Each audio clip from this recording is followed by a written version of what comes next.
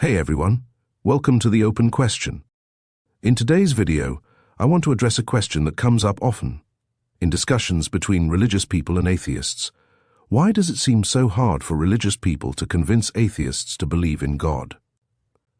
If you've ever had someone try to convert you, you might have noticed how ineffective most of the arguments can be. I've been on the receiving end of plenty of these attempts myself, and after years of hearing the same points over and over, I've come to realize why they often fall short. So, in this video, I'm going to break down some of the key reasons why religious people struggle to change an atheist's mind, and why their arguments frequently miss the mark. Before we go any further, let me be clear. This video isn't about bashing anyone's beliefs, but rather understanding why, for many atheists, the arguments presented by theists just don't seem to change anything. If you're someone who regularly engages in discussions about faith, this might give you some insight into why your attempts often don't get the results you're hoping for. Number 1. Misunderstanding atheism. One of the biggest reasons theistic arguments fail to convert atheists is a fundamental misunderstanding of what atheism actually is. It sounds simple enough. Atheism is just the lack of belief in gods. But many theists often misrepresent or misunderstand this basic definition, leading to frustrating conversations.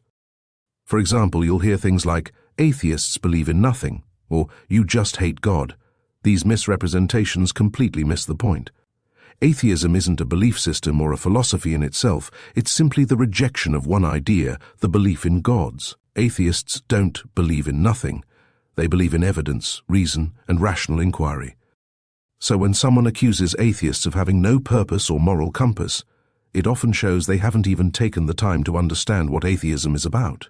If you want to convince someone, the first step should be understanding their position, not assuming or misrepresenting it. Number 2. The repetitiveness of arguments. Next up, we need to talk about the sheer repetition of the arguments that many theists present. If you're an atheist, chances are you've heard most of the common arguments against your position time and time again. Things like the Kalam cosmological argument, the ontological argument, or you can't prove God doesn't exist. These are the classics, and they're old. What's frustrating is that many theists present these arguments as though they're brand new, never-before-seen revelations. Often they're even phrased like, you've probably never heard this before, or this is going to blow your mind. But for most atheists, these arguments are not only familiar, they've already been debunked or criticized countless times. It's like having someone tell you, I've got the best magic trick ever, only to show you a trick you've seen 100 times. It loses its impact fast.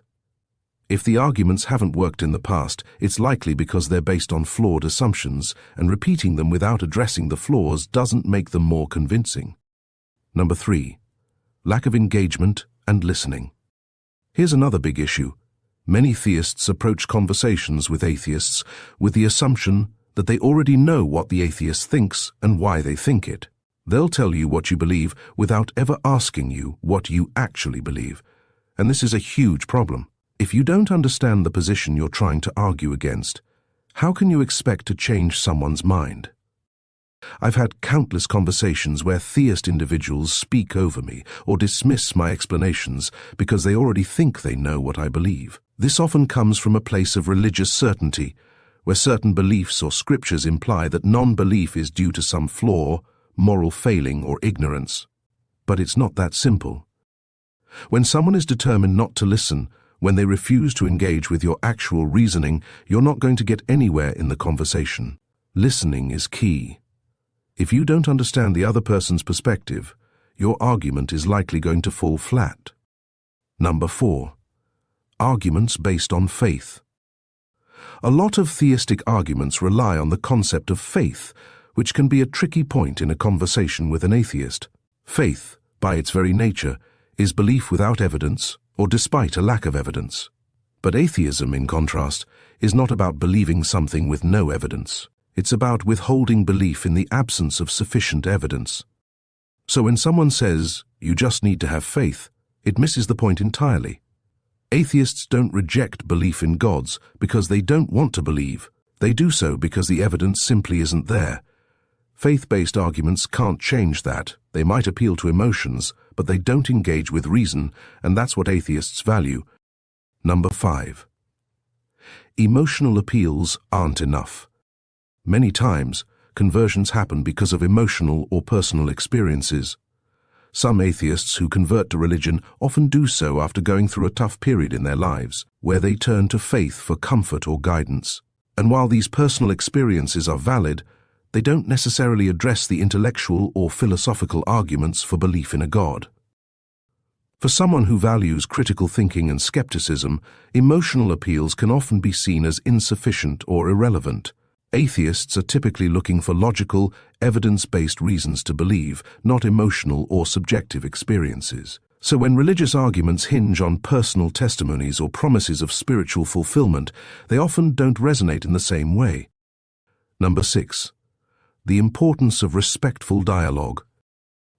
Lastly, one of the biggest mistakes that theists make when trying to convert atheists is approaching the conversation as a battle to win, rather than a dialogue to understand.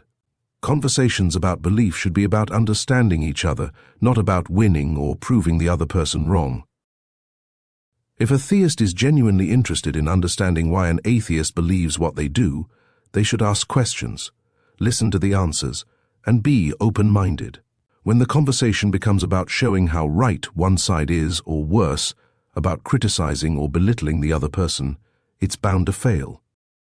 So, what does this all mean? If you're a theist trying to convince an atheist, the most effective approach isn't to present the same old arguments, but to listen, ask meaningful questions, and engage in a respectful and open-minded conversation. Most atheists are open to dialogue, but it has to be a two-way street. At the end of the day, if you want to convince someone of anything, whether it's the existence of a God or something else, it's not about pushing your ideas onto them. It's about understanding where they're coming from, listening to their reasons, and respecting their perspective. When you treat someone as an equal, rather than someone to be saved or convinced, you open the door for a much more productive and respectful conversation. That's why, for many atheists, the reason theistic arguments don't work is because they aren't coming from a place of understanding. They're often repetitive, misinformed, and don't engage with the atheist's actual position. So, if you're serious about engaging with an atheist, try to really listen. That's the first step to having a meaningful discussion. Thanks for watching. If you found this video helpful, don't forget to like, subscribe, and share your thoughts in the comments below. Let's keep the conversation going. Take care.